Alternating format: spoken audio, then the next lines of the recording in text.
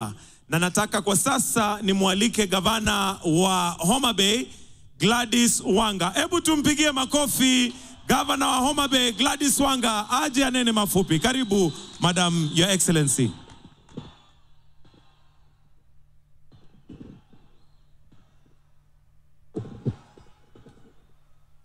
The President of the Republic of Kenya, His Excellency Dr. William Samoei Ruto, the First Lady of the Republic of Kenya, Her Excellency Rachel Ruto, our guest president, the President of the Republic of Slovenia, Her Excellency Natasha P.S. Musar, Your Excellency Right Honorable Raila Amolo Odinga, Her Excellency Mama Aida Betty Odinga, Deputy President of the Republic of Kenya, His Excellency Professor Abraham Kithure Kindiki, and Dr. Joyce Kithure.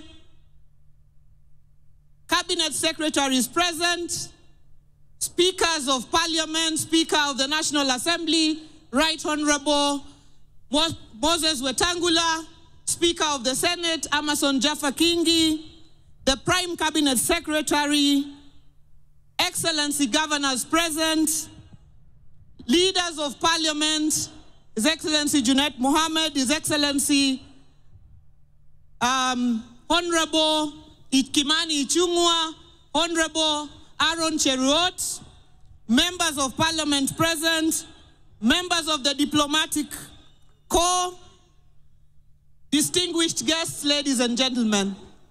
His Excellency the President, if you allow me just 1 minute, I would like to recognize the Excellency Governors who have come here.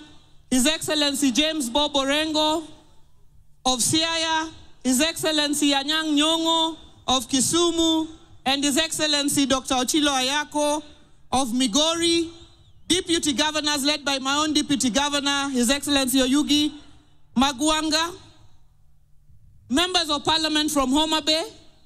Your Excellency, we are hosting this as a leadership together. Please just rise so that I can recognize you. Senator Beatrice Ogola, Honorable Bensouda Joyce Osogo, Senator Moses Kajwang', Honorable Peter Pondokaluma, Honorable Millie Mabona, who is also the whip of the National Assembly, Honorable Dr. Lilian Gogo, Honorable Adipo Kwome, Honorable Martin Peters Owino, and Honorable Karoli Omondi, members of Parliament from Homa Bay County. Members of the County Assembly led by the Speaker, please just rise for acknowledgement. Members of the County Executive Committee, please just rise for acknowledgement. And the one and only First Gentleman, Mr. George Wanga.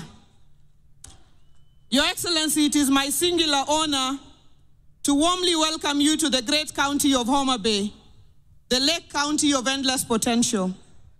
Everywhere they are, the sons, daughters, and people of Homa Bay take this hosting honor with exceptional pride.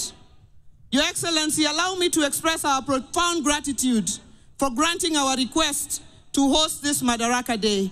For the first time, the people of Homa Bay are not merely following these national celebrations on media, they are experiencing them firsthand. This auspicious moment will leave an indelible mark on our community, especially in the hearts and minds of our children and youth. Your Excellency, we are grateful that just 6 months ago, during the finals of the Genoa Governors Cup, you pledged to complete the expansion of our stadium. Today, we proudly unveil a 12,000-seater capacity, canopy-covered stadium, ongoing of our dualing of our main highway, expansion of Kabunde airstrip, and upgrading of various roads in Homa Bay town. These developments are a testament to your commitment to keeping promises. Your Excellency, ladies and gentlemen, let me tell you about Homa Bay. Our name is derived from the majestic Homa Hills and the lakefront, the bay. Of the 6% of Kenya's Lake Victoria, almost 80% lies within Homa Bay County. It is a beautiful gem with scenic beaches, beautiful sunsets, breathtaking hills, the Ruma National Park and the rare Rowan antelope, Simbi Nyaima and its flamingos, and the beautiful islands of Mfangano, Rusinga, Takawiri, Kiwa, Kibuogi, Ringiti, Ngode, among others. Homa Bay offers an abundance of natural wonders. On this historic event, as we celebrate the 62nd Madaraka Day, let me reflect on the contribution of Homa Bay's legends in the making of our nation. Gor Mahia, Ojijoteko, Tom Mboya, Paul Mboya, Otieno Kajuang, Orua Ojode, Dr. Odhiambo Mbai, the chair of the Devolution Committee during the Constitutional Review, among others. It is befitting that we named this magnificent stadium, Raila Odinga Stadium in Homa Bay, Rosh, to honor and celebrate the father of devolution in Kenya, Baba Raila Odinga.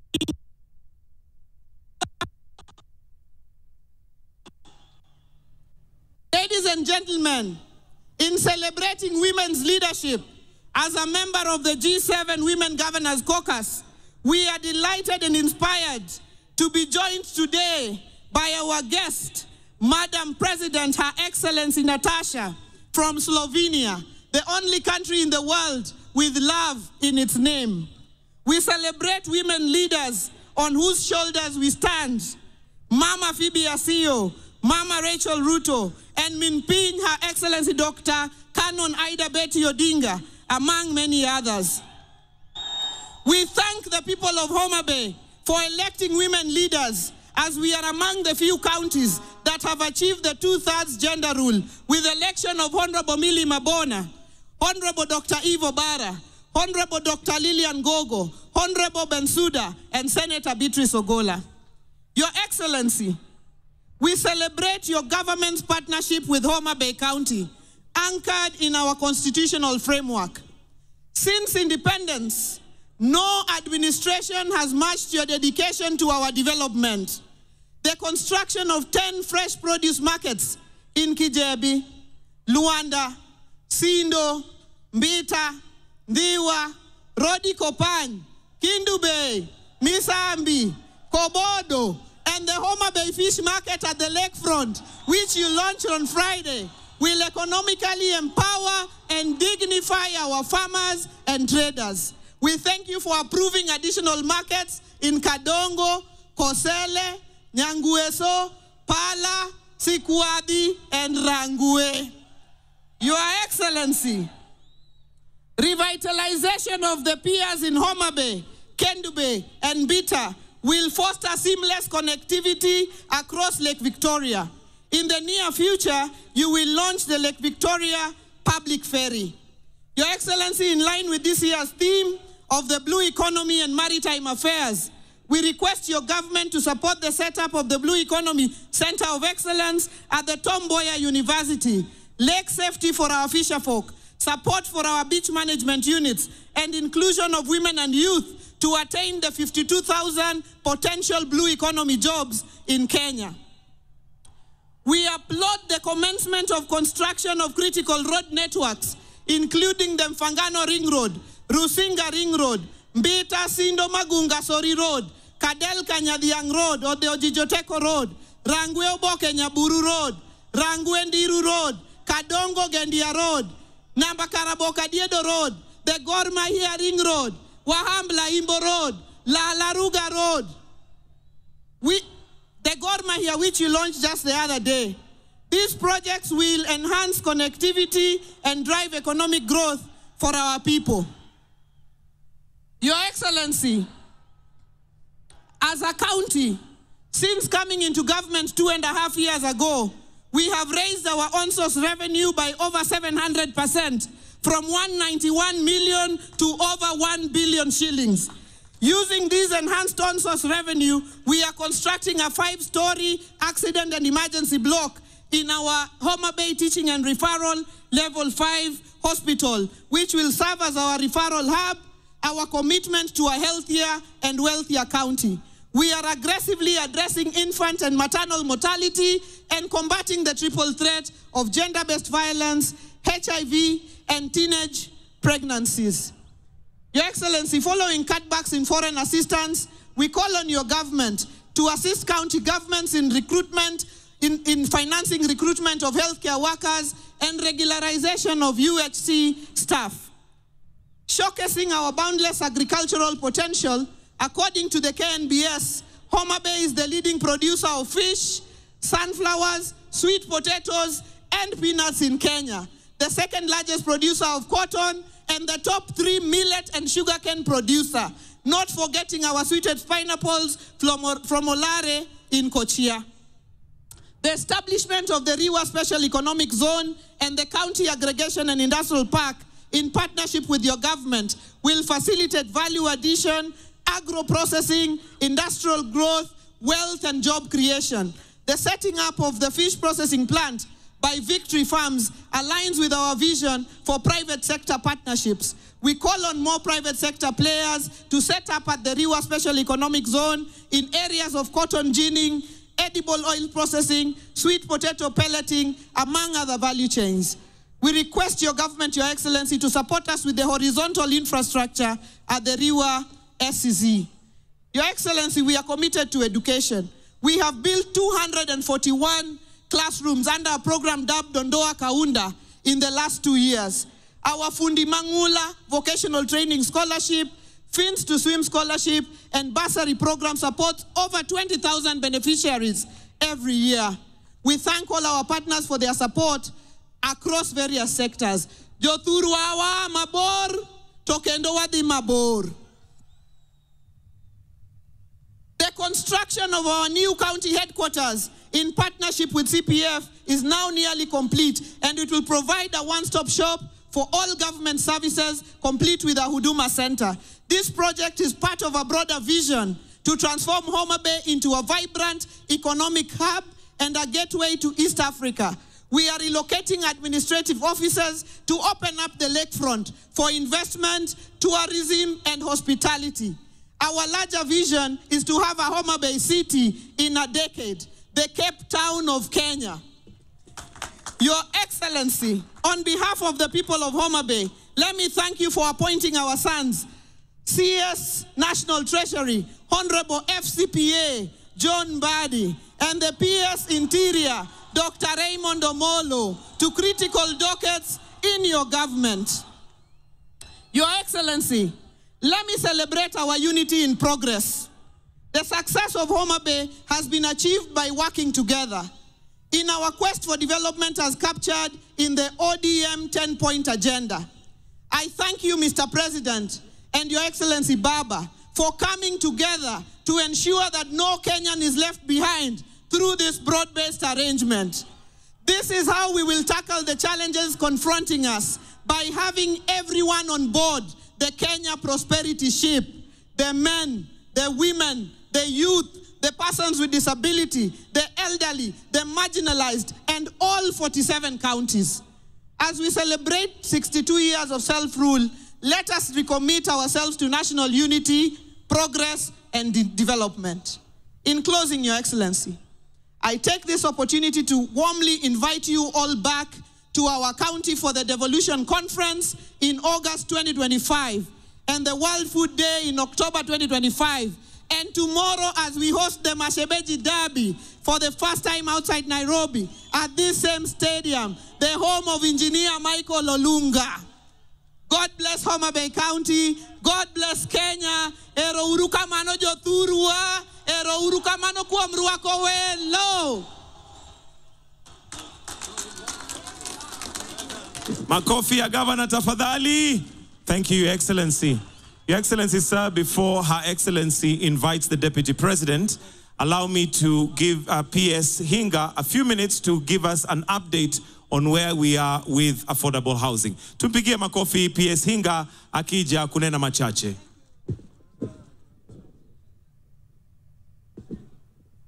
Your Excellency, the President, allow me to ride on the protocols already established. Mahatma Gandhi once said that nation's greatness is not defined by its economic power or military strength alone, but rather by how it treats its most vulnerable members. Another great, Nelson Mandela, says, What matters in life is not the mere fact that we lived. It is what difference we make to the lives of others that will determine the significance of the lives that we lead. Your Excellency, as we celebrate Madaraka Day, we need to ask ourselves the question, 62 years later, are we free yet? I dare say that we are heading in the right direction because, Your Excellency, this morning or this afternoon, there are 3 Kenyans who represent a growing list of the new homeowners that you are going to present with their right to home ownership. Your Excellency, freedom from indignity, freedom from living in squalor, freedom from having to pay to use a toilet, freedom where someone doesn't have to pay 172% more for water, that is true freedom. Your Excellency, allow me to invite the 3 that represent the new homeowners. I have Damaris Adoyo Ochele. Damaris. Your Excellency, Damaris is a county administrator in the county of Homa Bay, and she is a homeowner. I would like to request that, Your Excellency, you come in front with your permission so that you can be able to present her with her right to home ownership. Damaris, come on, tuwapigie makofi Damaris tafadhali. Damaris, asante sana, utangoja hapo pia. Your Excellency, ngoja tu hapo. The next person I want to invite is Victor Okoyo. Victor ni ule jamaa unasema wa kubonyeza kompyuta, dola inaingia. Victor is also able-bodied differently, and that means, Your Excellency, that we are still taking care of the most vulnerable people in our society. Victor is a new homeowner. Thank you so much. Makofi kwa Victor. Last but not least, we have Helen Osala. Your Excellency, that face I'm sure is familiar because Helen Osala is Mama Samaki. She is one of the ladies that had the pleasure of cooking for you fish the other day. She is a true testament of what you talked about bottom up.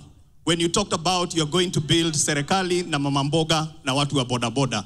Asante sana for dignifying Helen.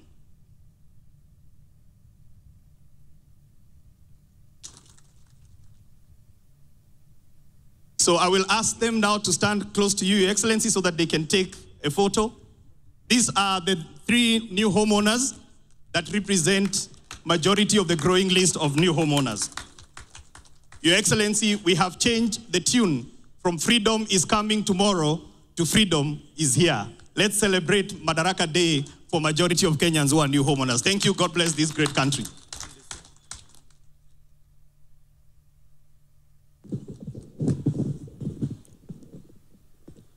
Your Excellency, allow me to invite now His Excellency, the Deputy President of the Republic of Kenya, Professor Abraham Kithure Kindiki. Yoturwa warwak jatelo.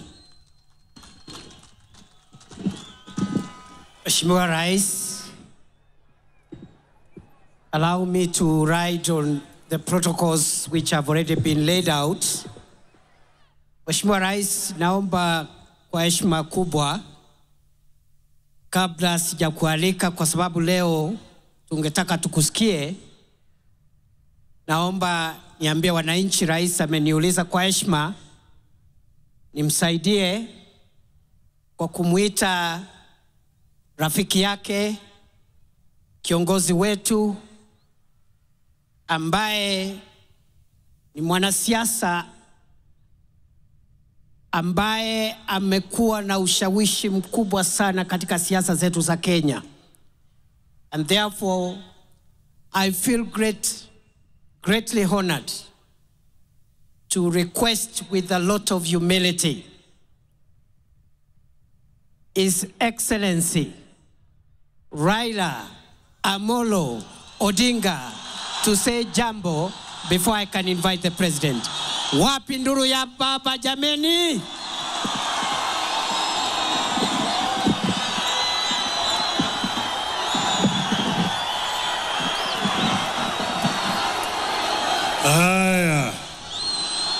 Haya. Your Excellency, President William Samoei Ruto, Your Excellency, President Natasha Musa of Slovenia,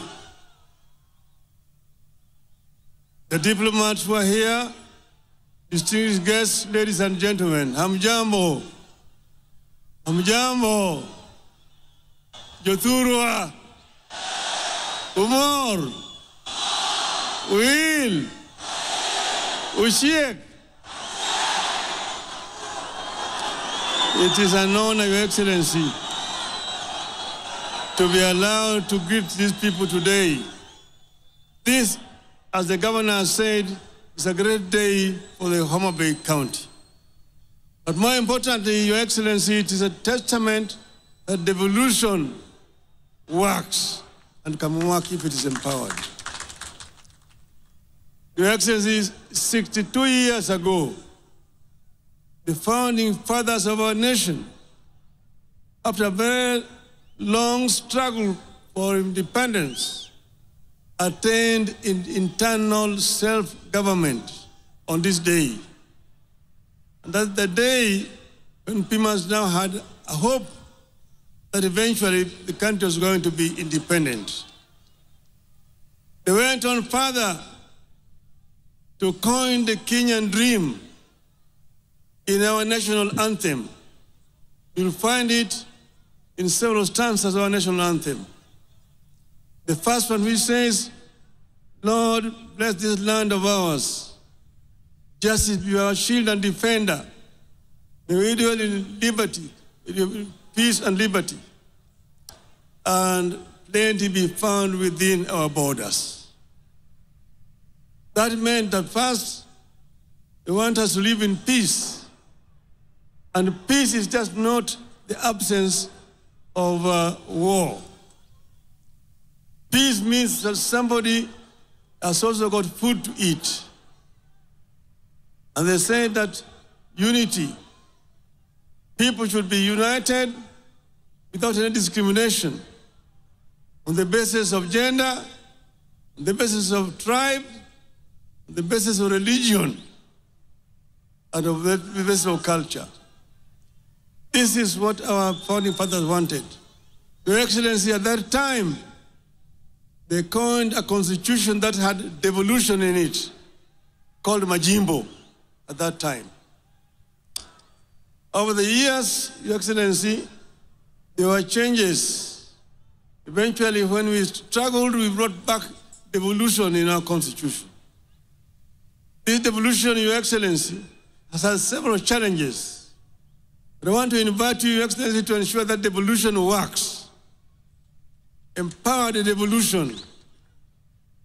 Number one, by giving more resources coming down to the counties. Let the counties have sufficient resources so that they can be able to provide services to the people. And then there are also some services which were not devolved. But, Your Excellency, those services which are not devolved can be delegated. Delegated to be implemented by the county government.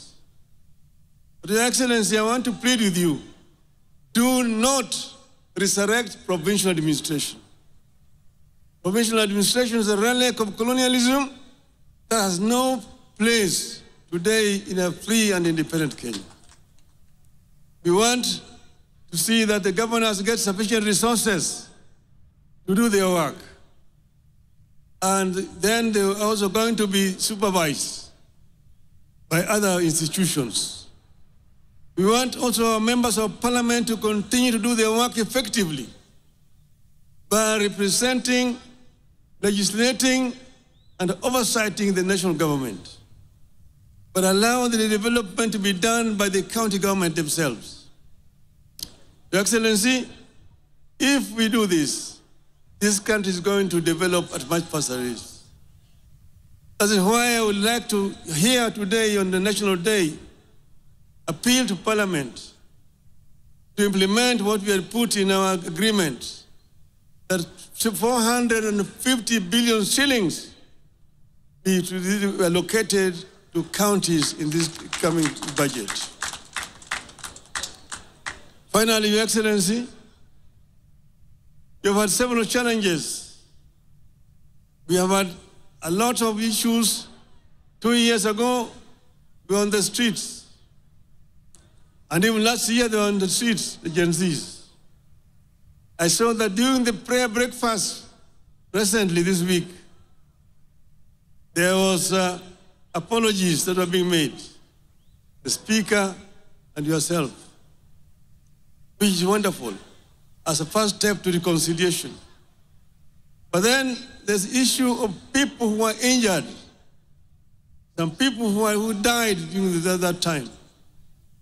I want today to say that we should do compensation to families of those who died and those who are injured so that we can have a closure to this chapter of our national history today. We want Kenyans to live in peace and in unity. Yothurwa. Unenogi wanenoni. Wija maber. Uroko welu. Amiadu wani Yothurwa mondo riure kwa dhi nyime. Wange kumadu wadhi. Wange kumae, wange kumatimunadi. Kumwadhi. Your Excellency, thank you very much. Long live Kenya. Asante.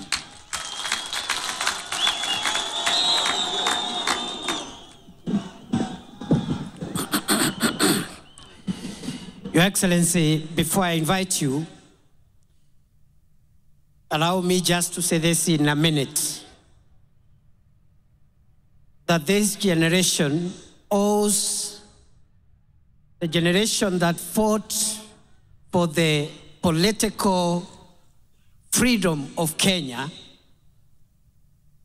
the debt of fighting for the economic freedom of our country.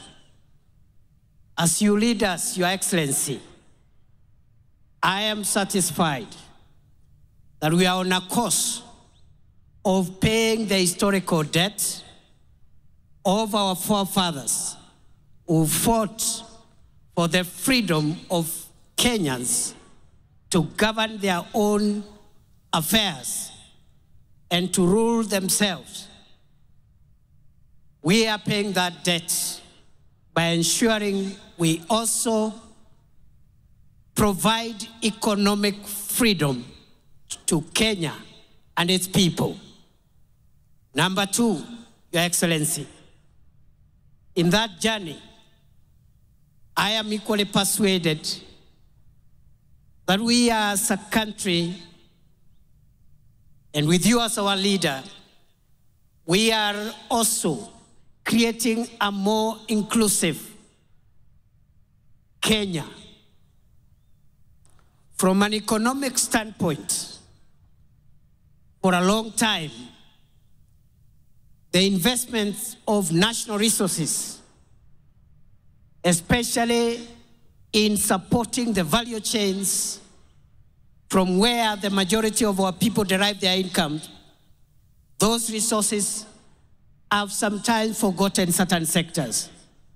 I am glad, under your administration, Your Excellency, we are spending more money, not only to strengthen the traditional value chains in tea and coffee and all the other important crops grown in our country, not just in livestock development, but we are also spending enough resources to provide support to fisher folk and make sure our country maximizes from our blue economy resources. Finally, Your Excellency, as we live and travel this journey, it is also clear on us that between yourself and His Excellency Raila Odinga, you are speaking to our nation so that we can forge closer ties among ourselves as citizens of Kenya,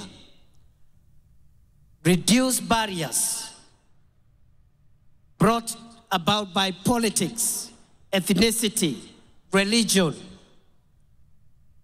And going forward, Your Excellency, we look forward to your partnership, yourself and His Excellency Raila Odinga, and the rest of us who are fortunate to be in leadership positions, to build a more united Kenya, a more inclusive Kenya, where one's place of birth, religion, ethnicity doesn't have to count.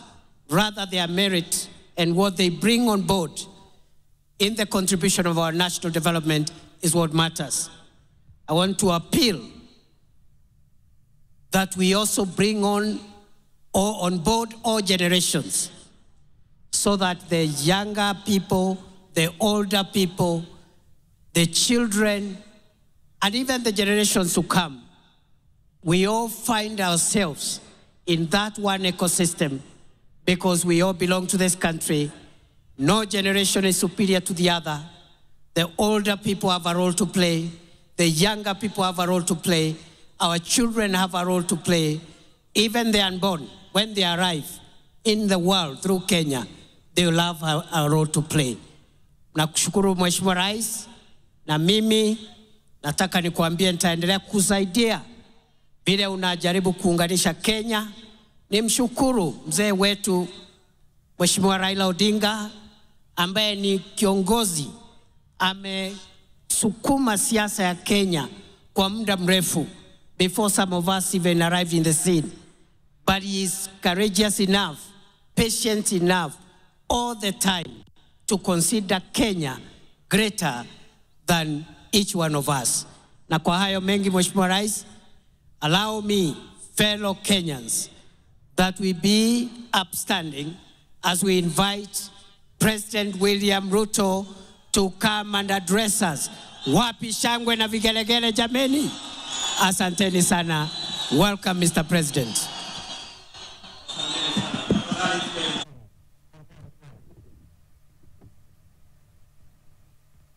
Your Excellency, President Natasha Pirsi Musa from Slovenia, our special guest in this 62nd Madaraka Day here in Homa Bay.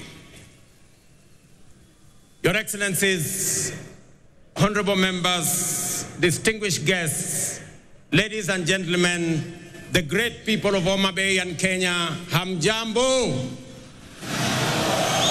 Homa Bay hoye. Amoso ujodurwa. Jodurwa untie. Jodurwa umor. Jodurwa oil. Bwana Yesu asifiwe. Asanteni sana. Kwanza, kabla sijasoma taarifa yangu ya siku ya leo, in our midst, we have a friend of Kenya, a great lady who has paid us a visit. When I invited her to come, she was gracious to consider time to come and fellowship with us.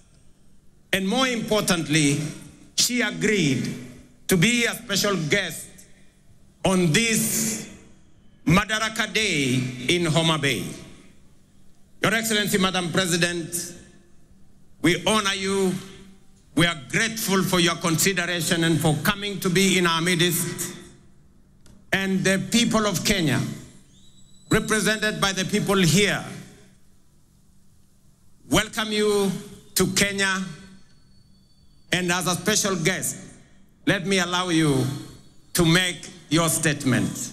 Tumkaribishe Mheshimiwa Rais na makofi jameni. Welcome, Madam President.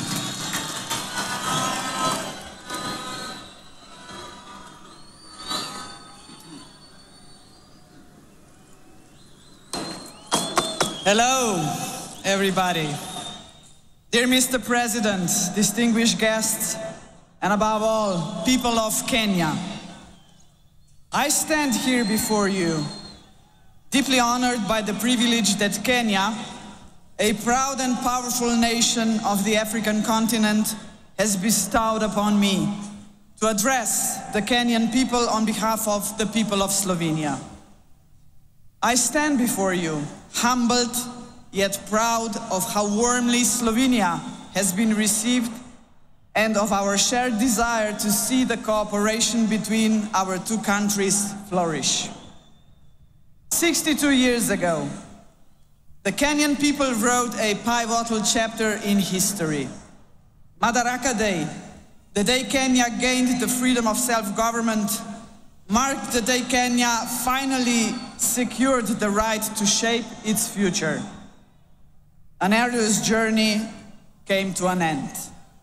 The days when foreign settlers drove the Kenyan population from fertile land and forced them into poorly paid labor are long gone, but they will never be forgotten. For the struggle for the independence was anything but easy, and it came at a heavy cost. Of course, the Kenyan people know only too well that history is not just about facts. It is also about preserving and developing the fundamental values that ensure the survival of a nation. Values that strengthen its identity and, above all, its unity. Jomo Kenyatta, the man who led Kenya to independence, recognized this. He also knew that Kenya's unity alone would not be enough to secure a bright future of Africa. Africa must also unite. A strong Africa, ladies and gentlemen, means a strong Kenya. In this context, we must recall another milestone anniversary. The year 1945 not only marked the end of the Second World War. That year, 80 years ago, the Pan-African Federation was created. The founders of the Federation, including Jomo Kenyatta, sent a clear message to the world. 700 million people living under colonial rule and without rights had had enough. They demanded their place under the sun. One by one, the former colonies became sovereign and independent states, but the idea of African unity never faded, least of all in Kenya. What better proof of this vision than the most important project in African history to date, the creation of the African Continental Free Trade Area in 2018. Kenya was among the first countries to ratify the founding treaty. Mr. President, ladies and gentlemen, the lessons of the past shape our vision of the future. In the 1960s, the world experienced a wave of decolonization. Yet in many ways, colonialism, and if I may say so, a condescending attitude towards the newly independent states did not just cease to exist, but there was a way to build self-confidence and assert oneself on the world stage. My generation, ladies and gentlemen, grew up in former Yugoslavia. We still remember the non-aligned movement of the Cold War era, a large and respected group of countries, including Kenya, that defied the interests of the superpowers and former colonial powers. That spirit of non-alignment was vital then, and it remains relevant today. We live in a world where both old and emerging powers are yet again shaping the world before our eyes. All the rest of us, the smaller countries, must not just passively observe these developments. We must ask ourselves, what about us? Are we ready to raise our voices? And Mr. President, we are ready. Both our countries are preparing for the future, and we have chosen the right path. Sustainable economic growth, protection of rich biodiversity, a strong will to keep pace with rapid scientific development, a commitment to multilateralism, to international cooperation and tackling common problems. These are the values that unite us. As you know, Slovenia is currently serving as a non-permanent member of the United Nations Security Council. Our diplomats take their role seriously and responsibly. They speak out whenever injustice is done to people all over the world, whenever innocent lives are lost. Kenya, too, brings a rich, in many ways unparalleled experience in multilateralism. The international importance of the country is reflected in the fact that several United Nations agencies are based here. Both our countries believe in multilateralism because peace, justice and prosperity should not be the privilege of some at the expense of others. We are, after all, an international community, and in a community we look out for one another. And in a community, solidarity matters. In a community, cooperation must be our goal, not selfishness.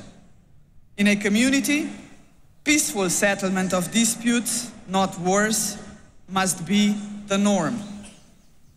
Only such a united community will be capable of confronting the world's most urgent challenges, such as poverty and climate change, lack of access to basic needs and social exclusion. This is why we should be proud that there are several projects in which Kenya and Slovenia are working together to support each other in tackling this kind of challenges. Dear Mr. President, dear people of Kenya, the Slovenian people celebrate Madaraka Day with you. We are a young country, but we too have our own story of struggle for independence. We celebrate with you because we are both proud and confident nations, nations that revere the past yet look firmly to the future. We must not be discouraged by the troubled world in which we live. We should look for opportunities that lead to a strong economy, scientific progress, innovation and environmental protection. Unity and determination have brought us this far. They will take us even further. As late Kenyan and African literature giant Ngugi wa Thiong'o had said in his Dreams in a Time of War, believe in yourself is more important than endless worries of what others think of you. Value yourself and others will value you. Validation is best that comes from within. Happy Madaraka Day. Asante sana.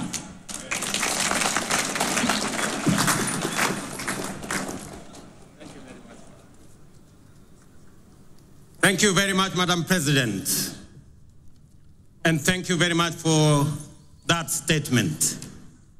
Ladies and gentlemen, it gives me immense joy to be back in this county of limitless potential, Homa Bay. It has been 62 eventful years since we took this historic step towards full independence through our hard work, determination, and self-belief. We have defied odds, surmounted challenges, triumphed over adversity, and emerged as a modern democratic state whose government and economy are energized by the restless ambition of confident citizens. Our forefathers knew, as we do, that we, the people, are the foundation, the pillars, and the engine of this nation, and that only we can do the work of building the Kenya we want. More critically, we understand keenly that this country is our home and we have no other. This is why wherever they go all over the world, Kenyans never forget their homeland and vigorously contribute to nation building. We are acutely aware that although we have given a decent account of ourselves since the first Madaraka Day, we are quite far from where we ought to have reached. It is time for us to reflect on the state of our collective self-belief as a people, because without it, we lose all the opportunities that come with Madaraka. We all know that Kenya is not short of imaginative strategies and bold visions. In fact, so good are some of our plans that other countries have successfully implemented them and achieved impressive progress. Our biggest problem has always been one of implementation and execution. The faith to believe in our plans for change, the courage to execute, and the patience and focus to get it done. Some do not believe that we deserve the good that comes with positive change. Others think we are too poor or even in the wrong part of the world. Yet still, others do not want to see changes that benefit ordinary people or make life better for everyone. Today, ladies and gentlemen, I want to persuade the doubters that no one else is going to bring change except us, and that the only way to build the Kenya we want is by embracing change, however uncomfortable it may seem at first, and that we must possess the self-belief individually and collectively to approach our tasks boldly, confidently, and with determination in order to deliver new, more and better, sooner rather than later. Ladies and gentlemen, over 2.5 years ago, we embarked on an ambitious journey of national renewal powered by the bottom-up economic transformation agenda and rooted in the will and sovereign consent of the people of Kenya. Bottom-up is not just a mere slogan. Today, it is a lived reality for millions of Kenyans, transforming lives and reshaping destinies across the country day by day. This agenda is the expression of a deeper yearning among Kenyans to take control of their own fate and break free from a long history of hopelessness, dependence, and exclusion. This renewal of our commitment to deliver on the fundamental mandate of Madaraka is inspired by the enduring spirit of self-determination through which we vow to give ourselves not only what was denied us during colonialism, but also what every citizen and every human being deserves. That is liberty, dignity, security, and opportunity. Madaraka affirms our collective faith, shared across generations of Kenyan patriots, that through hard work, innovation, and resilience, our farmers, traders, young people, workers, and professionals will rise to the occasion. With the strength of our imagination and effort, we can and must transform this nation with the imagination of our own minds and the work of our own hands. I speak to you today with a deep conviction that our country is firmly on the path to stability and progress. We have weathered turbulent times, navigated serious challenges, and through courage, policy decisions pursued with resolve, we have not only stabilized our economy, but also charted a clear course to long-term prosperity. Since August 2022, Kenya has recorded an average annual growth of an average of 5%, outperforming the global average of 3.3% and the regional average of 3.8%. Just last month, the International Monetary Fund projected our GDP to reach US dollars 132 billion. That is 17 trillion Kenya shillings, making us the largest economy in our region and the 6th largest economy in our continent. At the same time, inflation has declined sharply from 9.6% in October 2022 to 3.8% in May this year, well below our target of 5% and bringing welcome relief to households and businesses. This reflects the strength of our economic fundamentals and the impact of our bold reforms. During the same period, the shilling appreciated by nearly 20% against the US dollar, from Kenya shillings 162 to Kenya shillings 129, making it one of the best performing currencies in the world.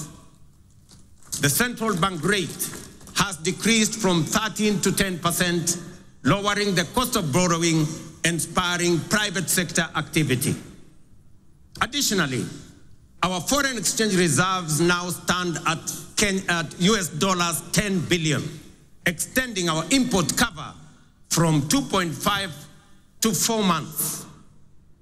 Ladies and gentlemen, the affordable housing program stands as a powerful symbol of the socio-economic transformation underway across Kenya. Last week, I had the privilege of handing over keys to the first 1,080 social housing units in the new Mukuru estate in Nairobi. As I said then, while it was a life-changing moment for the new homeowners, it was equally one of the most profound and consequential days in my political career to witness how a deliberate government policy can uplift lives, restore dignity, and offer hope to communities that have long lived on the margins of our society. Vulnerable, forgotten, and neglected.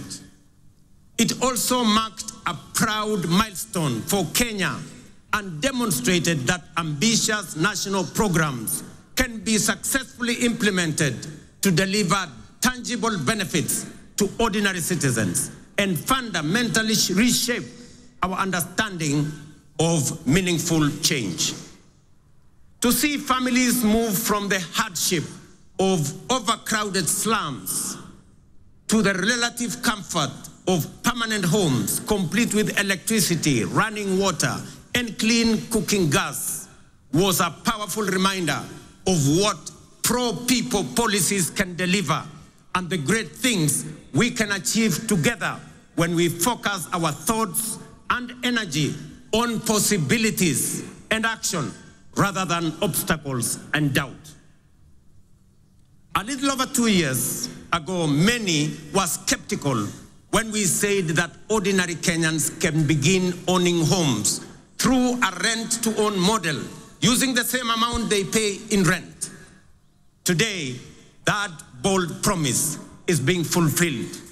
We saw the joy of Cherusha Mudhoni, a mother of 3, grandmother of 4, and second-hand clothes trader from Mukuru kwa Ruben as she stepped into her new home. Here in Homa Bay County, the county of limitless opportunities, just 2 days ago, I had the pleasure of handing over keys to the first occupants of 110 affordable housing units at Boma Yangu Housing Estate right here in Homa Bay. Among the new proud homeowners, some of whom are with us here today, were Kennedy Otieno Odede, a border writer, Helen Atieno Osala, a mama samaki at the new modern fish market here in Homa Bay, Geoffrey Othiambo Nyasuda, a Jua Kali fabricator, and Vincent Ocheng Onyango, a security guard. the journeys of new homeowners like Jerusha Mudhoni in Mukuru, Kennedy Odede here in Homa Bay, and thousands of others across the country, from the dehumanizing squalor of informal settlements to the security and pride of permanent homes, stand as a powerful testament to the transformative promise of bottom-up empowerment. They prove that with vision and resolve, courage and conviction, we can lift even the most forgotten among us into lives of dignity, hope, and limitless possibility. Ladies and gentlemen, if you didn't understand what we meant by bottom up, now you do. If you didn't believe, now you believe. And if you thought it was a fantasy, as contributors to the housing levy, you are now witnessing and making history that will be remembered for generations to come in the history of Kenya. We are firmly on course to delivering 150,000 housing units under the Affordable Housing Program, which have been under construction since September 2022, with 11,000 units already available for occupation.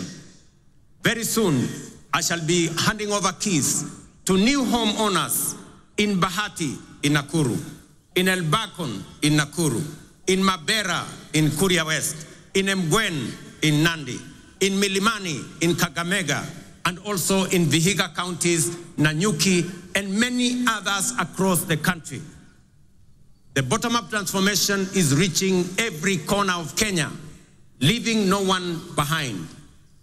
Beyond providing dignified shelter, this transformative program is driving job creation, having already generated over 250,000 jobs.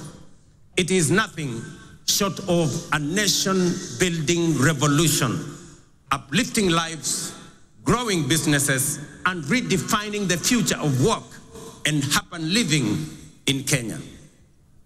Fellow Kenyans, in recognition and appreciation of the sacrifice made by patriotic Kenyans through their contributions to the housing levy, I am pleased to announce today that we shall be proposing to Parliament a reform to the law that will allow any contributor to access an affordable home loan of up to 5 million shillings at a single-digit interest rate, applicable towards any housing unit in the market. This facility will also enable contributors to offset existing mortgages, offering greater flexibility in their housing journey and allowing many to significantly ease their home financing costs. These reforms will ensure that every shilling contributed to the housing levy works for the contributor, whether through access to affordable housing, home loans, or mortgage relief. Ladies and gentlemen, word is beginning to get out throughout the nation that SHA is working, by which citizens mean that the transition challenges and teething problems are now behind us, and universal health coverage is now serving Kenyans and leaving no one behind. Since the rollout of Taifa Care in October 2024, 23 million Kenyans have so far registered with the Social Health Authority, a resounding vote of confidence in our reformed healthcare model. We are now recording an average of 50,000 new registrations every day, a clear testament to the fact that Kenyans have embraced a system designed to guarantee access to quality, affordable, and dignified healthcare for all of us. In just 8 months, SHA has disbursed Kenya shillings 43 billion in claims to facilities, with 4.5 million Kenyans having received treatment fully covered by SHA since its inception. For the first time in Kenya's history, under SHA, citizens can access free emergency services in all facilities funded by the government through the Emergency Critical and Chronic Illness Fund. This groundbreaking reform is eliminating the burden of mandatory deposits demanded by hospitals, especially during emergencies. To sustain this momentum, the government has allocated sufficient resources to fully fund primary health care services. Every registered Kenyan can now access care in public and SHA-contracted facilities at no cost. Taifa Care is universal in both word and deed. These healthcare services deliver transformation goes beyond the magnitude of numbers or of new beneficiaries to real impact on citizens. SHA is settling payments promptly, ensuring that no Kenyan is turned away due to lack of funds. Additionally, to expand access to comprehensive inpatient care, the Social Health Authority is prioritizing the enrollment of all Kenyans with a particular focus on those in the informal sector, many of whom were previously excluded under the now defunct National Health Insurance Fund. Although informal households account for approximately 80% of the population, they have historically faced significant barriers to access health insurance. So far, 1.7 million informal sector households have successfully enrolled and paid for social health insurance, a record achievement representing the highest number of informal sector enrollment in a single year in the history of Kenya. To address persistent challenges such as irregular premiums and other contributions among informal sector workers, we are introducing an innovative and inclusive payment solution called Lipa Sha Pole Pole, or Lipa Sha Mos Mos. This initiative enables Kenyans to remit their annual SHA contributions through flexible, manageable installments, whether monthly, weekly, or even daily, based on their financial ability. It ensures families maintain continuous health coverage without financial strain, while simultaneously promoting the sustainability of the health insurance fund. Lipa Sha Pole Pole has been made possible through a strategic partnership between the Ministry of Health, the Ministry of Cooperatives and MSMEs, mobile network operators, and financial institutions through the Hustler Fund. The system is simple and accessible to citizens. Citizens can dial *147# and follow the prompts to enroll and begin their contributions immediately. In addition to enhancing access to health insurance, we have prioritized the availability of essential medical equipment in public health facilities. Moving away from the previous managed equipment services model, which placed maintenance and service delivery responsibilities solely on county governments. We have adopted a more efficient approach under the National Equipment Supply Program. Under this new model, the national government, working in collaboration with county governments, engages directly with equipment manufacturers and suppliers to deploy critical medical equipment based on county-specific needs. Payments are made on a fee-for-service basis aligned with the gazetted SHA tariffs. This output-based financing mechanism ensures that facilities are reimbursed only for actual services rendered, thereby enhancing accountability and guaranteeing the availability, functionality, and quality of medical services across public health institutions in our republic. I urge every Kenyan to take charge of their health by enrolling with the Social Health Authority so that together we can end the heartbreaking cycle where families are forced to auction their livestock, sell their land, or part with their life's possessions just to afford medical care. No Kenyan should choose between life-saving treatment and their dignity. Let us unite to build a healthcare system rooted in dignity, equality, and compassion, a system where access to care is a right, not a privilege for a few.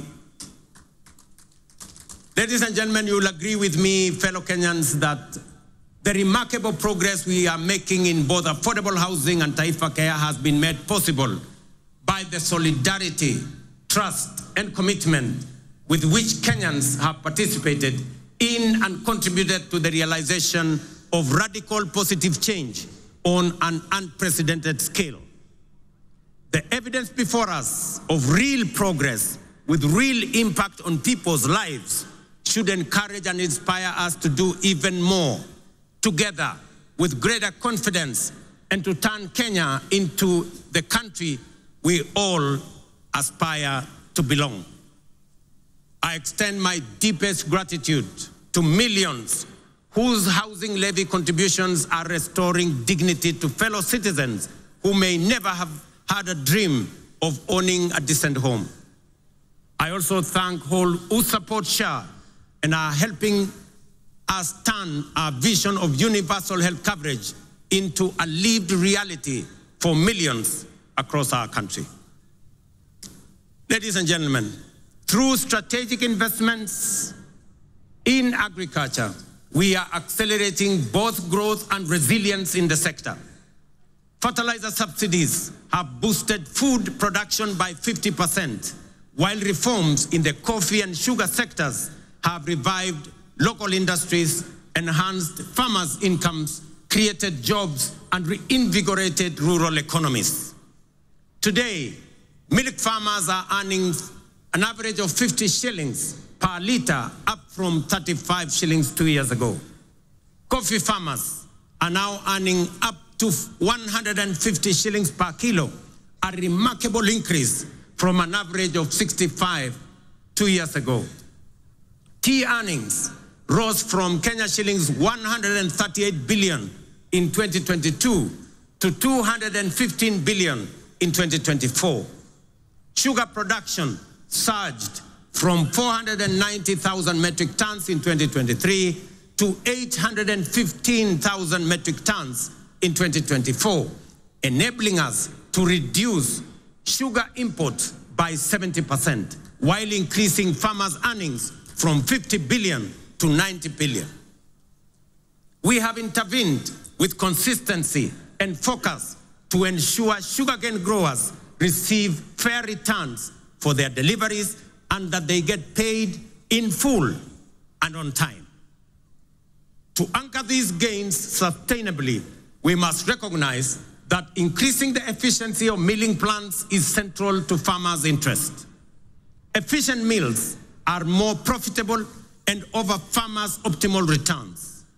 Conversely, outdated mills, some of which run on plants that are over 50 years old, recover only 1 ton of sugar from nearly 20 tons of cane, shortchanging our growers and robbing them of their sweat. In this connection, the recent competitive leasing of 4 state-owned factories, Nzoia, Chemelil, Sony, and Moroni, is another strategic step to inject efficiency, restore profitability, and safeguard farmers' livelihoods. Our goal is to modernize the mills, ensure prompt payment to farmers, workers' salaries and wages, and transform these once struggling factories into productive and sustainable enterprises. For years, these factories were a financial burden on the exchequer, surviving only on repeated taxpayer-funded bailouts while failing to pay farmers and workers. The government of Kenya has acknowledged its limitation in managing these mills. Let it be clearly understood that neither the factories nor their assets, including land, have been sold. They remain public property, leased under strict terms to private sector players to deliver shared value and revive the industry for the benefit of farmers, workers, communities, the sector, and the nation. As we dedicate our efforts to nation building, we are also preparing Kenya to thrive in an increasingly competitive, complex future.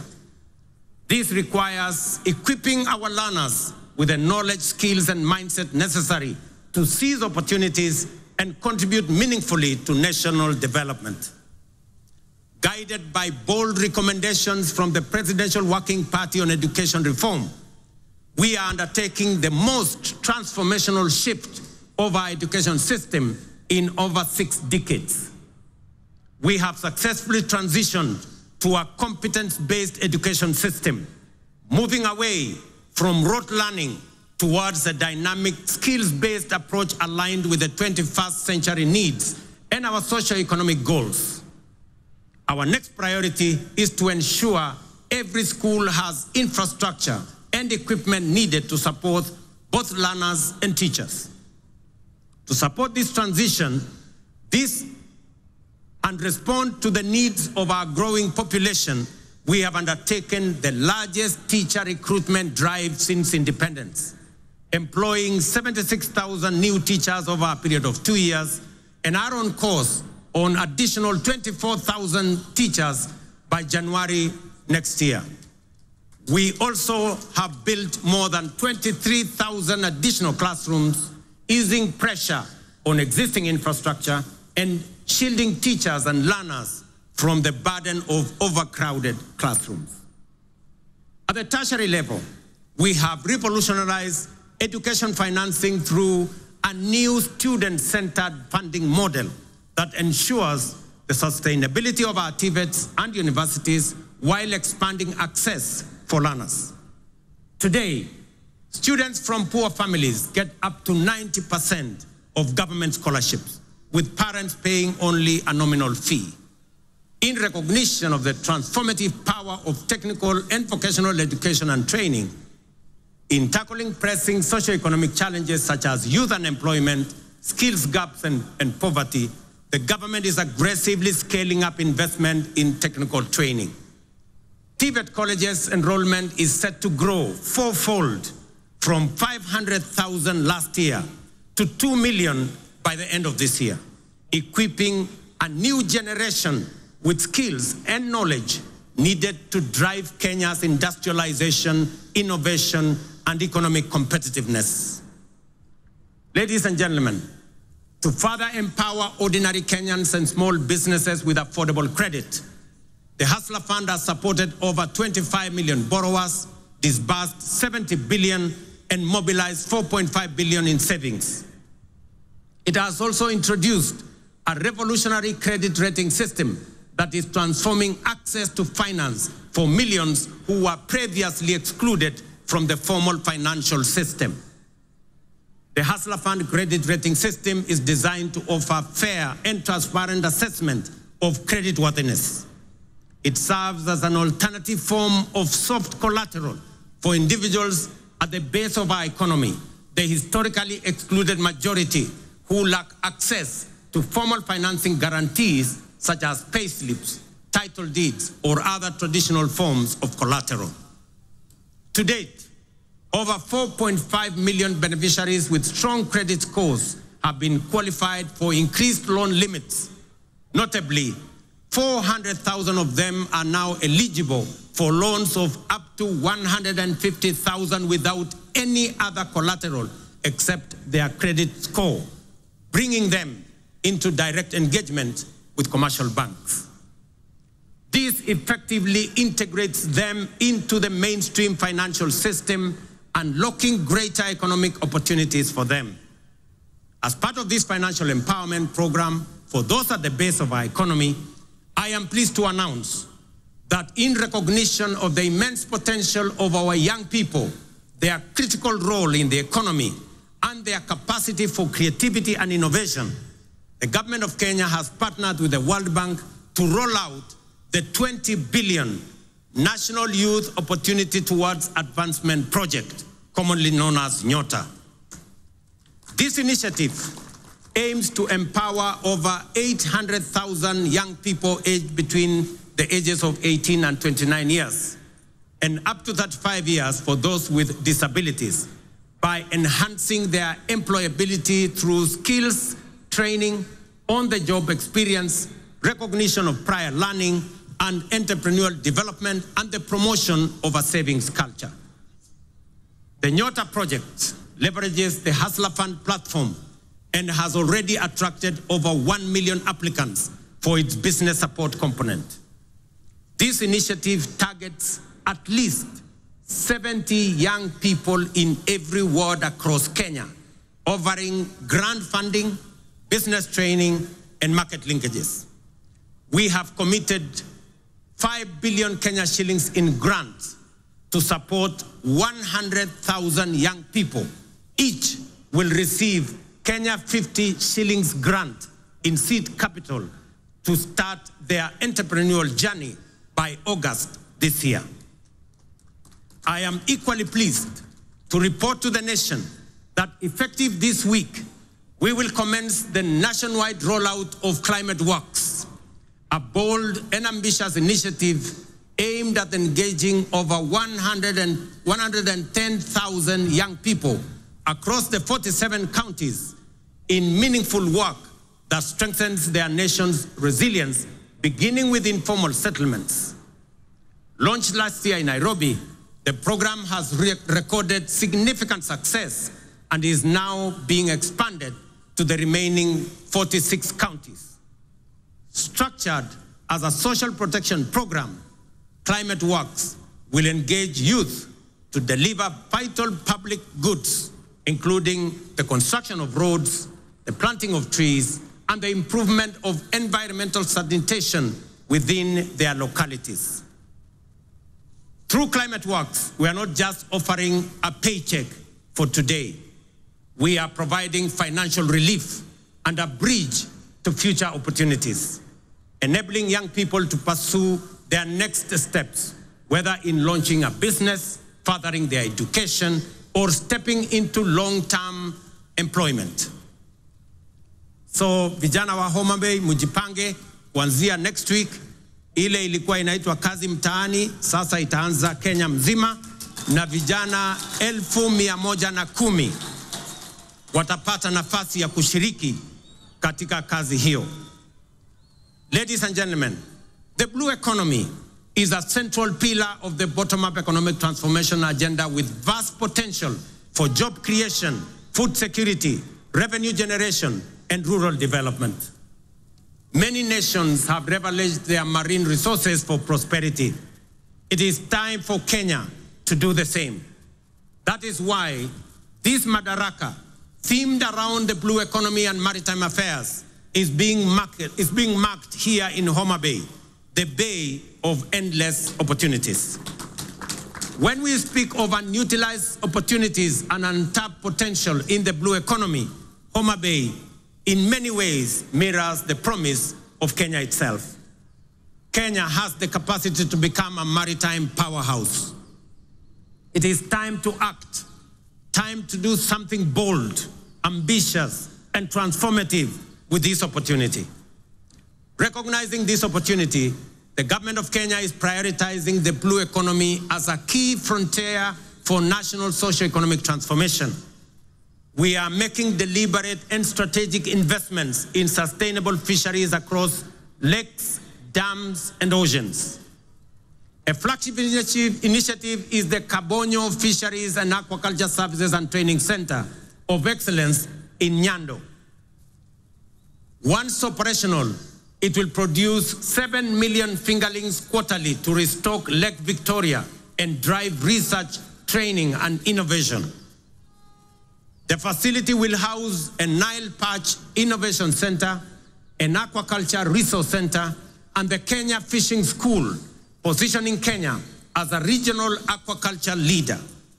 Similarly, the Sagana Aquaculture Center is being modernized to serve as a national breeding hub to warm water species like Nile tilapia and African catfish. These initiatives will boost aquaculture productivity, improve nutrition, and expand livelihoods aligning with Kenya's Vision 2030 and the bottom-up economic transformation agenda to expand fish farming into arid and semi-arid regions. In Mount Kenya's highlands, the Kikanjo drought hatchery is being upgraded to resolve issues like fingerling shortages and high costs, ensuring trout farming remains viable in cooler regions. At the coast, the National Mariculture Research and Training Center in Shimoni, under the Kenya Marine and Fisheries Research Institute, is cultivating maritime species like milkfish, mud crabs, seaweed, oysters, and prawns.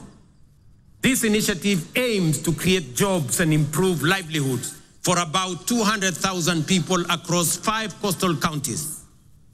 The development of Liwatoni and Shimoni fishing ports will further expand deep-sea fishing capacity to 24 vessels, fully unlocking our maritime potential. We have completed 7 modern fish landing sites on the Indian coast and 3 on the shores of Lake Victoria. Additionally, 5 more landing sites are under construction in the coastal counties of Kwale, Mombasa, Kilifi, Tana River, and Lamu at the cost of Kenya shillings 1 billion. Due for completion by September this year. 9 new landing sites are also planned around Lake Victoria, in Kisumu, Busia, Siaya, Migori, and Homa Bay, with a budget of Kenya shillings 1.5 billion.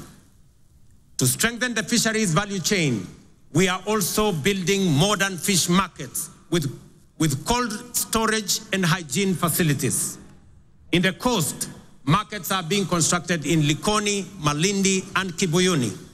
In Turkana, we are developing markets in Kalokol and Lowerangak, alongside fully equipped landing sites in Kalokol and Loyangalani. Collectively, these investments aim to cut post-harvest fish losses, currently estimated at between 30% and 40%, and create new economic opportunities for women and young people. The blue economy currently contributes 36 billion to our economy, which is only 0.6% of our GDP, but has the potential to contribute Kenya shillings 400 billion through both capture and culture fisheries. To meet this rising demand and ease pressure on wild stocks, we are promoting cage farming in Lake Victoria. As of 2024, over 4,000 cages have been established in Kisumu, Siaya, Homa Bay, Migori, and Busia, producing 12,000 metric tons annually, mostly of Nile tilapia. Ladies and gentlemen, over the past 2.5 years, we have constructed 1,800 kilometers of new tarmac roads and maintained over 134,000 kilometers, surpassing our targets, unlocking markets, empowering rural communities, and supporting key sectors such as agriculture and housing. Discussions have been concluded on the extension of the standard gauge railway from Naivasha to Kisumu and onward to Malaba. Additionally, by July this year, construction will commence on the dual carriageway from Rironi to Mau Summit, eventually extending through Eldoret to Malaba. Ladies and gentlemen, as we often say here in Kenya, any time is tea or coffee time, which explains why instant coffee is a favorite for many. Yet we must all agree that while instant coffee is good, there are no instant solutions to the enduring and demanding tasks of nation building. Real change takes plans, persistence, and discipline. Promises must be followed by action and the willingness, discipline, and grit to do what is necessary day by day. Above all, we must overcome the fear of change, knowing that today's world demands courage, conviction, and bold leadership. The transformation underway throughout our country is real and considerable. Profound change is taking place before our eyes. Our children are getting quality education and relevant education. By January next year, we will have employed 100,000 teachers, the highest number in our nation's history, to help build the workforce of the future. Roads are connecting communities.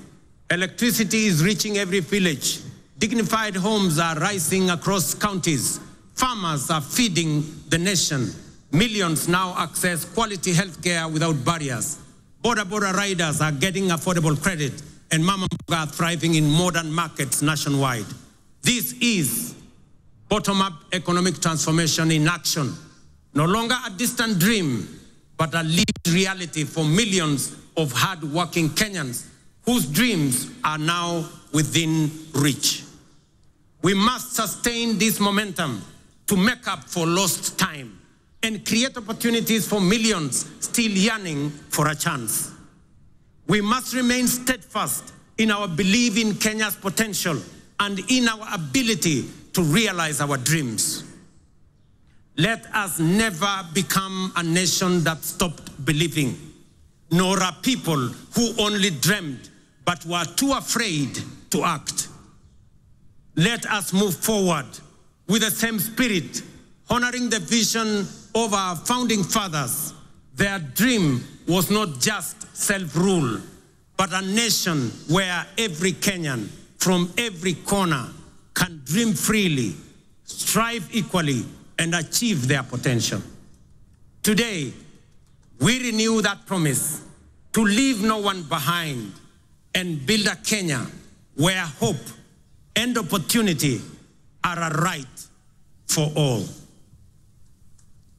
Jameni, munikubalie nimalizie hapo nikiwaambia ndugu zangu wa Homa Bay, asanteni sana kwa kutukaribisha Homa Bay. Tunawaheshimu, tunawapenda, na mimi nataka niwahakikishie safari hii tutatembea kwa pamoja. Nataka nimshukuru ndugu yangu mkubwa Mheshimiwa Raila Odinga aka Baba kwa kuunganisha pamoja na mimi taifa letu la Kenya. Tuondoe siasa ya chuki na ukabila na mambo ya kisirani. Tuwaweke watu wa Kenya pamoja kwa sababu umoja ni nguvu. Ndio mwimbaji mmoja hapa akatuambia, one waonge wasiwasi, one waonge watch, one wachodho mana teach. Alisema hakusema? Nirudie. One waonge wasiwasi, one waonge watch, one wachodho mana teach. Kwa Mheshimiwa Kindiki na Mheshimiwa Raila pengine hamuelewi hiyo lugha, inamaanisha hatuna wasiwasi, hatuna midomo mingi, tunachapa kazi. Ile kazi bila break ndio tunachapa. Ni kweli ama si kweli watu wa Homa Bay? Tuendelee ama tuendelee? Mimi nasema asante sana. I thank you all. God bless you. God bless our great country Kenya. Thank you very much. Asanteni kwa heshima. Naomba sote tusimame kwa wimbo wa taifa na wimbo wa Jumuiya ya Afrika Mashariki. Waliovalia vyepeo visio rasmi tuweze kuzivua tafadhali.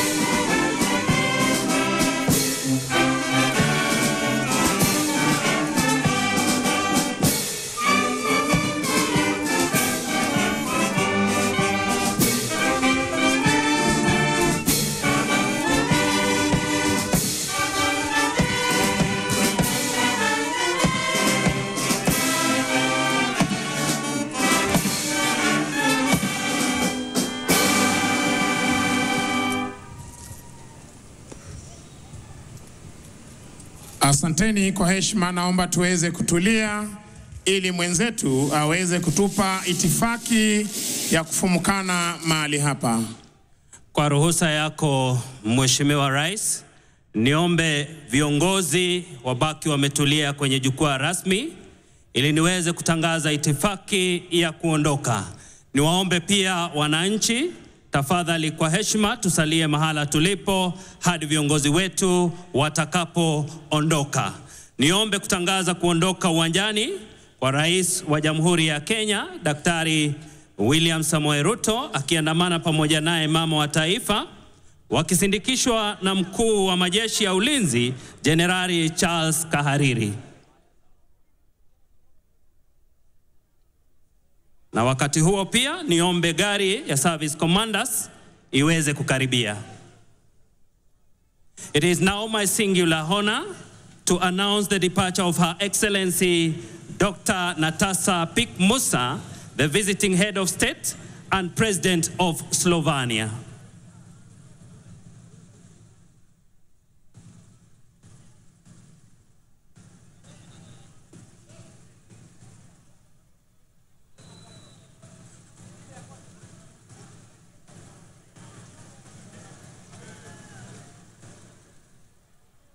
Nafasi hii ataondoka naibu rais Profesa Kithure Kindiki akiandamana pamoja naye Daktari Joyce Kindiki.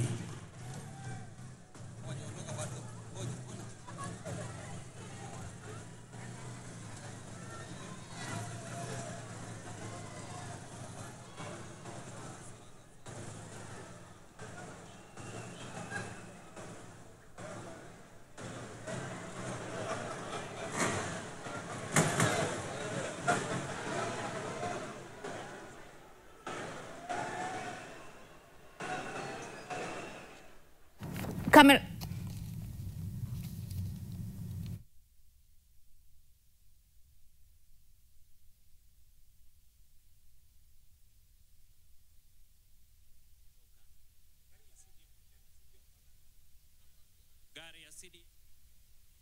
Karibie.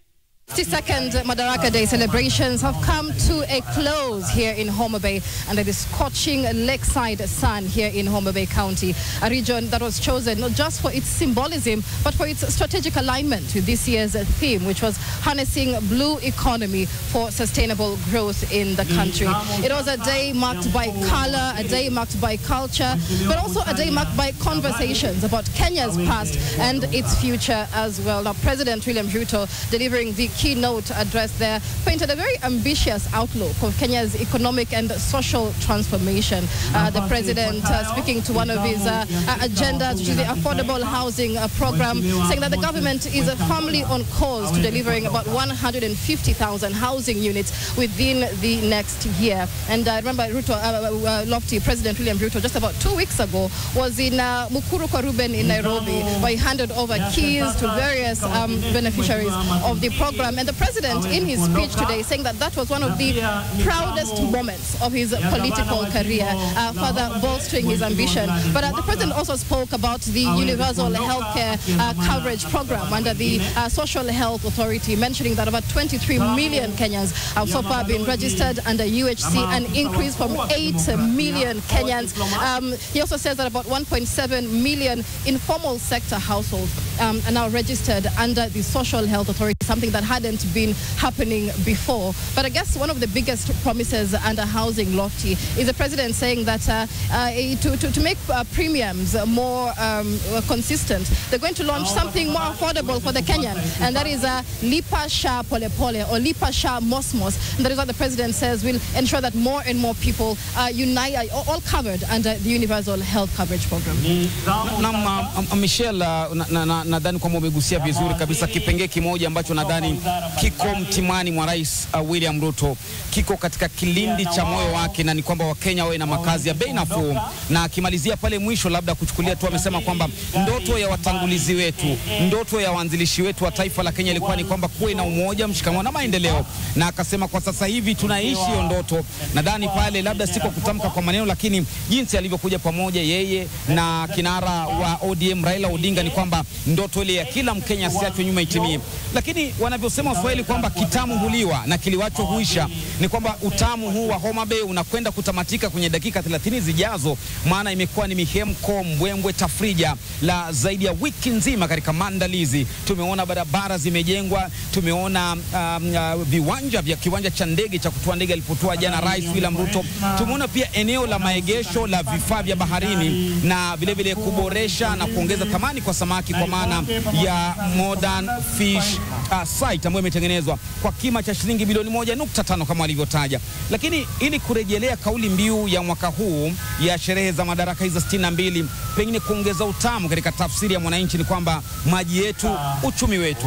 Na rais ametaja kwamba mbali na hapa Homa Bay kwamba wamejenga maegesho na pahali pa kutengenezea samaki kwa safirisha, pia kuna kaunti zingine 3 zimelengwa, Michelle na mtazamaji. Kuna kaunti ya Kwale, kaunti ya Kilifi na vile vile kaunti ya Tana River, kwamba watajenga maeneo mengine 5 kwa kima cha shilingi bilioni ngapi? Bilioni 1. Na nafikiri itakuwa ni swala la kupigiwa mfano, lakini pia kufuatiliwa kwamba je, itakuwa ni matamshi na maneno hekaya za Madaraka ama kuna mfuatilizo. Manake Waswahili wanasema kwamba ada ya mja hunena, lakini muungwana ni kitendo. Kwa hivyo nadhani tunapotamatisha sherehe hizi, wengi pia watasubiri kuona itakuwa namna gani. Pengine Michelle, kabla ya kuendelea, kwamba nikutaja katika swala hili la nyumba za bei nafuu, ametaja kwamba rais kuna tayari nyumba 11,000 ziko tayari kuingiwa. Akataja kaunti ya Kakamega, kaunti ya Vihiga, hapa Homa Bay alipozindua, na pia kaunti ya Nairobi. Kumbuka Mukuru pamoja na Kibra wiki 2 zilizopita zilizinduliwa. Kwa hivyo ni mawili matatu kudondoa na kunukuu alichokisema rais. Michelle, sijui kama umejifunza nini kuhusiana na labda swala la umoja wa serikali na upinzani hadi kuonekana na kushuhudiwa kwa Madaraka ya siku ya leo, kwa tathmini yako Michelle. Well, you know, Lofty, the residents here say that this is a fruit of devolution. The fact that we have this 500 million shilling Raila Odinga Stadium, 12,000 seater capacity, it's something they haven't seen before. The construction of the 35-kilometer roads, the fish landing sites, many say this was a fruit of working together with the government. But many have, you know, a lot of questions about why it took so long, whether it took the opposition to work with the government for this development to actually take place. But I guess what I've really taken away from this, Lofty, is that blue economy isn't just about fish. And we've seen a lot of performances here, including the unveiling of the MV Homa Bay, or from the performance we had from the kids. And so it's not just about fish, it's about many other businesses in the water sector, transportation, for example. We had the Homa Bay Governor, Gladys Wanga, mentioned that they will be looking to have a public ferry, a free public ferry across the Lake Victoria itself. And so that is opening up the economy for residents of Homa Bay, for traders as well. But the president also spoke about the economy, saying that, you know, Kenya's shilling has appreciated against the US dollar. The central bank lending rate is down from 13% to 10%. And this, he says, are bold reforms by the Kenya Kwanza administration in a bid to better the economy, bolster the economy. And so many Kenyans will be waiting to see, you know, after today, will these promises turn into policy? Are we likely to see more of these developments in other counties as well?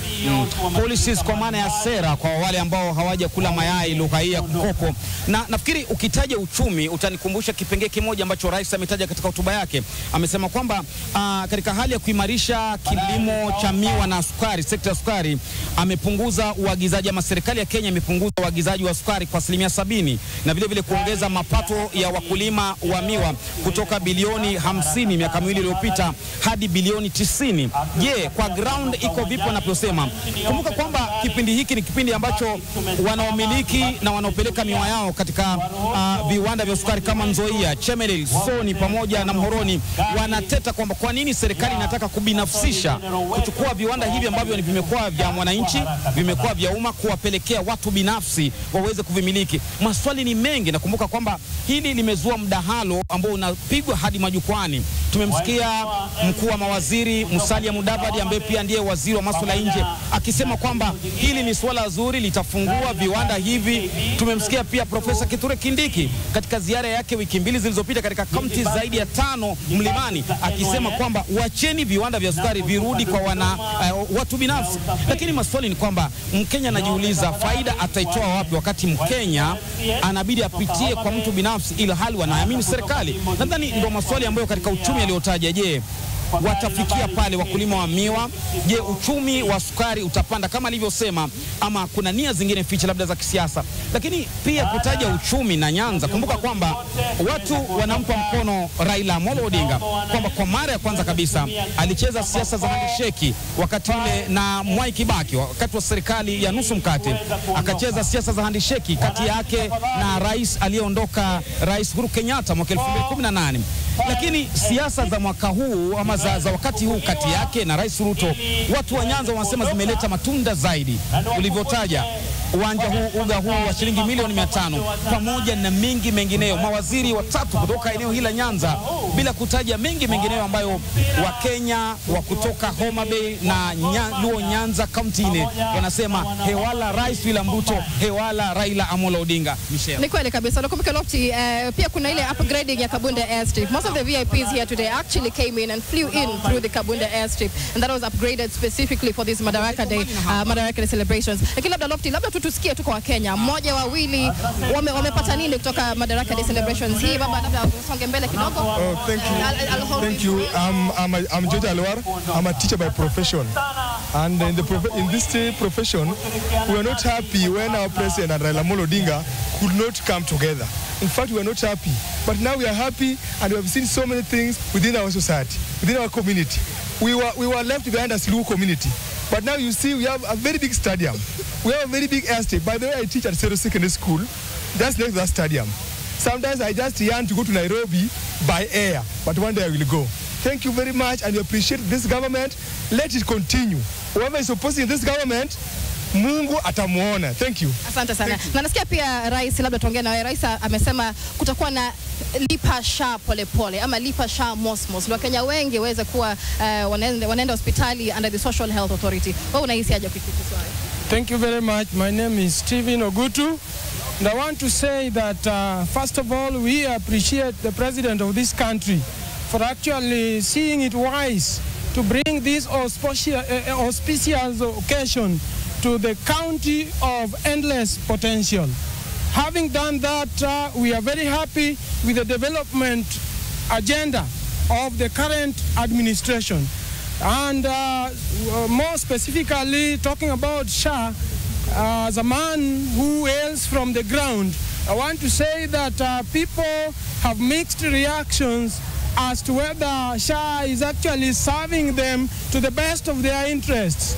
More so, the people who are not employed are actually lamenting that the cost of premium that they are expected to contribute towards SHA is exorbitantly high, such that themselves as the people who are not employed, the people who are in the informal sector, cannot actually afford. And therefore, it is my appeal to the President of the nation to actually consider lowering the cost of premium that is paid to SHA as an insurance scheme, so that our people can get health to enable them be people who are healthy, productive, energetic, and able to engage in the development of our country, Kenya. Otherwise, I wish you well. I expect that we contemplate more occasions of this magnitude in this county of limitless potential. Thank you. Asante sana. And that is the view of residents here in Homa Bay County. Very, very excited, very happy with the development projects that they've been getting here. And so as the event comes to a close, as the flags are taken down, the test for Kenya now will be whether the government will be able to sustain this momentum, deliver equity across the country, and turn promises into policy. With that type of English, I am flabbergasted, Michelle. Na mtazamaji anasema hapa mambo ni madong ama ni madong. Madong. Mambo matek madong. Mambo makubwa. Kwa hivyo mtazamaji, katika hali ya kumalizia tu ni kwamba kwa kweli tumefurahia, wenyewe wamefurahia, maana ni wacheza kwao, bila shaka wametuzwa na wametunzwa. Kutoka kwetu pia hatuna la ziada. Mimi naitwa Lofty Matambo, niweze kutoa shukrani za dhati kwa mwelekezi wetu ambaye ni Diana Etabel, ambaye amekuwa mstari wa mbele pamoja na mtayarishi msimamizi wa matangazo haya kutoka hapa ambaye ni Mabel Acheng. Fundi mitambo, wapiga picha, wanasa sauti wote pamoja na madereva ambao ni marubani wetu tayari kuturegesha jiji la Nairobi, jiji la mishemishe. Twasema asanteni sana, endeleeni kutazama NTV. Michelle, fanya mambo yako. All right, and thank you so much for watching this wall-to-wall production of this 62nd Madaraka Day celebrations. My name is Michelle Ngele, live from Homa Bay County. Happy Madaraka Day to you all. Over to you in studio. Thank you so much, Lofty Matambo and Michelle Ngele, live from Homa Bay County, as well as David Mudoka and Judith Cherono, who brought us live updates from the 62nd Madaraka Day celebration in Homa Bay County, a first of its kind with the theme harnessing Kenya's blue economy for sustainable growth. And just to point out, or rather just to add on to what my colleagues had earlier mentioned, President William Ruto did indeed mention the fact that Kenya's blue economy contributes around 35 billion to our economy. That's around 0.6% of Kenya's GDP, and he says it has the potential of contributing at least 400 billion to our economy.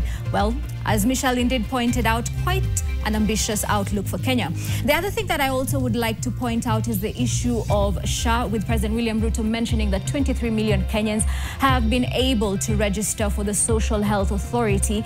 And as at now, the government is introducing a mode of payment called Lipa SHA Pole Pole. This is indeed to help those Kenyans who are not able to remit their deductions monthly, but at the same time ensuring that they shall be able to get services at government health facilities.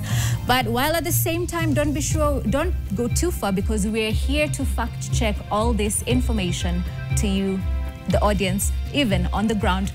You also hear what the common mwananchi is saying.